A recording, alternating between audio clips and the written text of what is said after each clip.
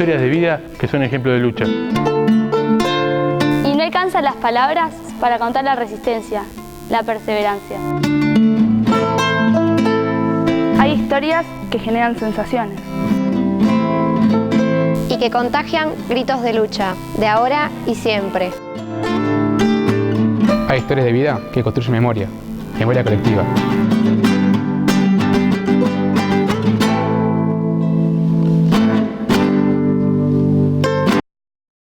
Me uno al grupo de los que estaban en ese momento acá en Tandil formando la UES, que eran 3.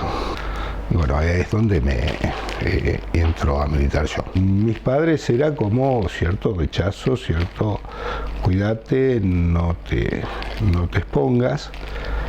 Y después con los años la situación se revirtió, donde uno pensaba que el cambio del mundo estaba a la vuelta de la esquina y que uno estaba participando de ese cambio. A individualizarme la represión y empiezan a buscarme, empiezo a figurar en las listas. Yo tenía una actuación en la universidad bastante pública, era bastante conocido. A partir de eso, en Mar del Plata, el cerco de la represión se hace cada vez más difícil, empiezan a desaparecer muchos compañeros a finales del 76. Entonces se decide levantar Mar del Plata y uno de los primeros que se tiene que ir soy yo. Me voy a Buenos Aires, es ahí como caigo en Buenos Aires, en septiembre del 76. Bueno, y ahí nosotros quedamos desenganchados hasta que nos volvemos a enganchar con una que había sido jefa mía en Mar del Plata, jefa de la UES y de la JUP, y nos volvemos a enganchar a militar en Buenos Aires. Ahí ya directamente en Montoneros, ya directamente entramos a Montoneros, dejamos de ser UES y JUP. En la clandestinidad tuve a mi hijo más grande y no lo pudimos anotar en ese momento y caímos en base a relajarnos en las medidas de seguridad. Mi jefa, que ya estaba presa, vuelve a tirarnos la cita de vuelta y vuelve a ir mi mujer con el bebé y ahí la agarran.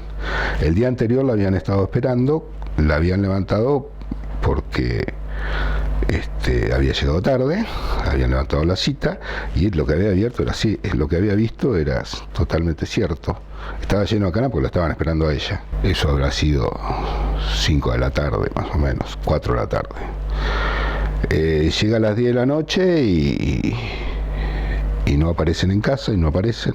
Esperamos 10 y cuarto, no aparecen, 10 y media y empezamos ahí a discutir si levantamos, si no levantamos, y esto y el otro. 11 menos cuarto, había teléfono a la casa, llaman por teléfono a la casa y era mi mujer diciendo que se había retrasado un poco, que ya llegaba. En realidad estaba a 2 cuadras de la casa, hablando de una estación de servicio con Anahuel con una pistola amartillada en la cabeza y era o nos entregaban o mataban al bebé. No era muy difícil saber qué opción iba a optar, ¿no?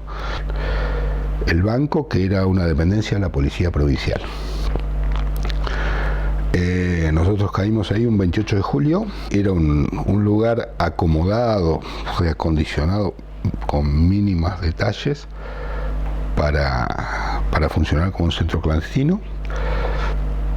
Estaba prácticamente lleno cuando nosotros llegamos.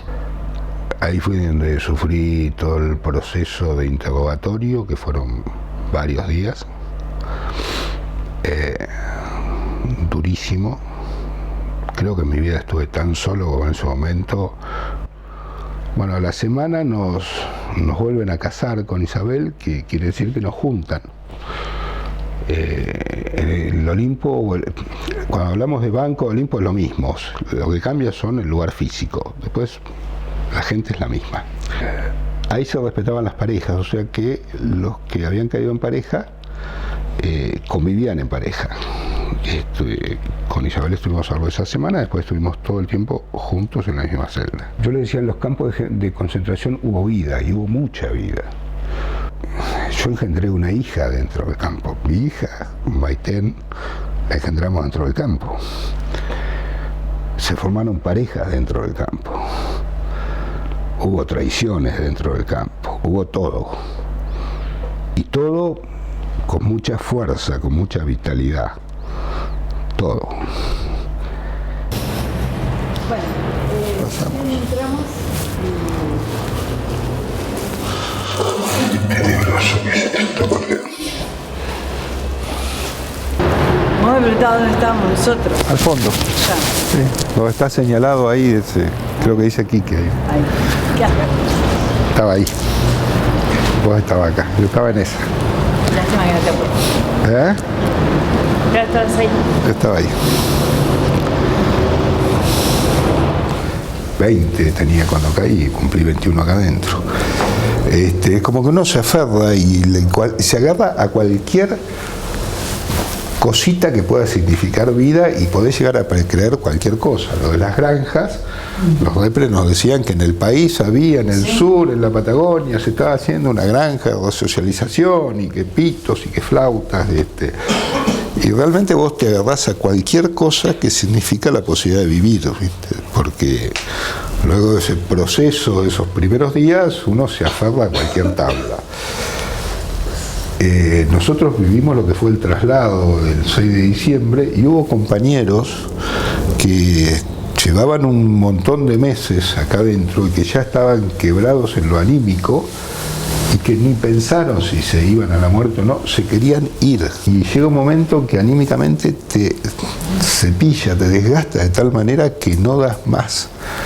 Yo me acuerdo que con mi pareja nos habíamos fijado una fecha, un tiempo, que era 6 meses que a los 6 meses teníamos que hacer algo, porque no podíamos seguir sosteniéndolo en el tiempo. A mí me liberaron a los 6 meses exactos. Caí un 28 de julio y me liberaron un 28 de enero. Evidentemente el cálculo lo habíamos hecho bien. Sí, básicamente era cuando más conocías, menos posibilidades de vivir tenías. Claro. Más caras conocías. Creo que eso era tal el nivel de impunidad que ellos tenían que no se preocuparon y no les importó hasta el 2003 que sí se empezaron a preocupar del reconocimiento cara a cara. El 26 de enero nos llaman a todo el grupo nuestro, a estos 10 que éramos, nos llaman, nos llevan al sector de incomunicados y nos van llamando a uno por uno, o de a dos en el caso de nuestra pareja. Entonces nos dicen que nos iban a liberar, a ver qué íbamos a hacer con nuestra vida, qué teníamos pensado hacer, a dónde pensábamos ir. Estuvimos 48 horas esperando, que bueno, esperamos hasta las 2 de la mañana el viernes, nos fuimos a dormir, esperamos todo el sábado, no vinieron, y el domingo aparecieron. Apareció el grupo de tareas que nos tenían a nosotros secuestrados y bueno, ¿a dónde van? Bueno, vamos a lo de mi suegro. Entonces uno nos lleva, nos meten en un auto, uno solo nos llevaba en un Falcon, obviamente que tenía que ser un Falcon, tabicados era con la venda, y nos sacan. Una noche de verano, de esas de Buenos Aires, de calor, y ahí cerca del Olimpo hay un parque. Bueno, ahí nos piden que nos saquen que nos saquemos la venda. Nos pide el que nos llevaba, sáquense la venda. Yo hacía 6 meses que no estaba en la calle, que no veía. La primera impresión, las luces eran amarillas, las del Parque Centenario, no sé por qué las luces eran amarillas, o yo las veía amarillas. Pero era todo como una película, que fueran viendo una película, sobre todo la gente, los colores intensos, todo tremendamente intenso, fuerte. Y nos vinimos a vivir al campo. Y en realidad el campo nos sirvió como un exilio interno. Yo podía hablar muy pocas personas. Algunos que habían sido liberados con nosotros, había 2 en Mar del Plata y 2 en Buenos Aires. El grupo mío, que eran 10, fuimos liberados todos. Perdón, éramos 14, murieron 4 en la tortura y 10 fuimos liberados. Y después de la democracia, cuando llegó la democracia, año 83, lo que decidió para que nos viniéramos a vivir en Tandil, los chicos iban al jardín de Garday. Como vivíamos en el campo, pasaba a buscar la combi, iban al colegio de Gardel, al jardín, y en la primaria decidimos que vinieran acá a Tandil, así que nos vinimos cuando Nahuel empezó primer grado, nos vinimos a vivir acá. Mis hijos en esa época estaban con libertad vigilada, así que no tenían mucho contacto con la militancia, estábamos en el campo. Yo la pasé bárbaro, o sea, desde chiquita uno con tanta libertad la pasábamos bárbaro. Mi hermano llevábamos un año, así que todas las indiadas que se te ocurran las hicimos todas con mi hermano. Se fueron a vivir a Tandil cuando salieron de todo el tema de estar presos y desaparecidos, fueron a vivir al campo y ese era como el domicilio donde los iban a vigilar cada tanto. Entonces hasta que terminó todo el proceso de la dictadura, ellos vivieron en el campo. Eso vendría a ser 84, ya estábamos en democracia, estaban las elecciones, mi vieja sobre todo empieza a militar nuevamente en la universidad, así que nada, acompañándolos, me acuerdo de acá en la universidad, que donde ahora rectorado, donde estamos ahora, era antes toda la parte de humanas, así que me acuerdo corriendo por todo este edificio con olor a tiza y escribiendo en todos los salones que estaban vacíos porque mi mamá no tenía con quién dejarnos y al estudiar ella veníamos con ella acá a la universidad. Me acuerdo de haber empapelado a la noche arriba de la camioneta de papá, de salir de afichada por el centro y por la escalera de acá del ascensor viejo, dar la vuelta y estar afichando también ahí. Así que tengo muchos recuerdos de mi infancia acá en la universidad, de acompañando la militancia de mi madre y de mi padre. Siempre estuvo presente, desde que éramos muy chicos, o sea, mi vieja han militado mucho y es más, tengo recuerdos de repartir volantes, de salir a la noche, una noche lluviosa, a salir a hacer pintadas, que digamos estaba prohibido en ese momento, porque era, o no era no prohibido, pero era como algo raro, y me acuerdo una noche saliendo a hacer pintadas y pegar carteles. Me acuerdo haber hecho un grudo, que es una mezcla de harina con agua para pegar las pancartas en las paredes. Hubo un hecho que yo no lo recuerdo, pero como que mi vieja nos cuenta que había mucho miedo al principio con respecto a contar de qué había pasado, la historia nuestra. Entonces nosotros éramos muy chicos y mi vieja y mi hijo estaban con miedo y nos decía, bueno, de esto, hablando de las reuniones que ellos tenían en casa, y de esto no se habla, nos dijo. No tengo específicamente una charla, creo como que siempre conviví con ellos, siempre lo supe. No recuerdo exactamente el día en que mis padres me contaron, siempre como que fue un tema de conversación al cual ellos estaban abiertos y hablar y hablábamos el tema cuando quisieran. Y eso marca el rumbo y marca los pensamientos que uno tiene, las ideologías y la forma de ver el mundo, el país y las políticas, ¿no? Obviamente.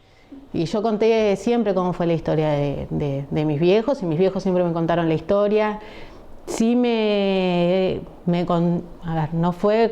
sabía que ellos militaban en Montoneros, quiénes eran, cómo los detuvieron a los dos, más específicamente qué es lo que pasó el día de la detención de ellos. Yo me entero leyendo las declaraciones de mi mamá y de mi papá. Quisiera o no quisiera, tengo que hacerlo. Como testimoniar, como ser testigo de los juicios. Ya pasé por 5 o 6 juicios. Voy 6 juicios. No es una cosa grata ir a ser testigo de cargo de un juicio. Lo mismo esto. Es un deber. No puedo zafar. Sobreviví, tuve la suerte. Debo hacerlo. Hace mucho tiempo nuestros padres soñaron Soñaron, se cayeron y lloraron lágrimas de sangre, pero soñaron. Hace mucho que tenían ese sueño, atravesado en la garganta y escondido en el alma. Hoy sus hijos cantamos la felicidad de ver su sueño al fin cumplido.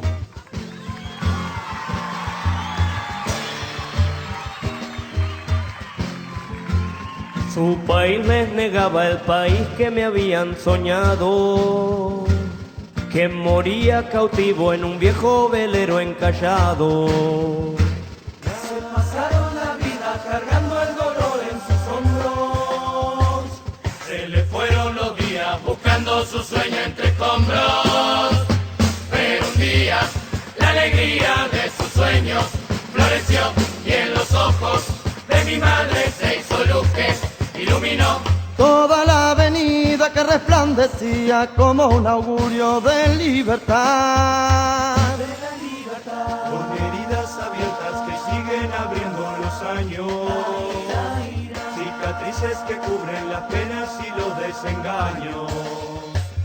Me enseñaron a andar en el tibio jardín de la infancia y a cuidar en secreto los árboles de la esperanza.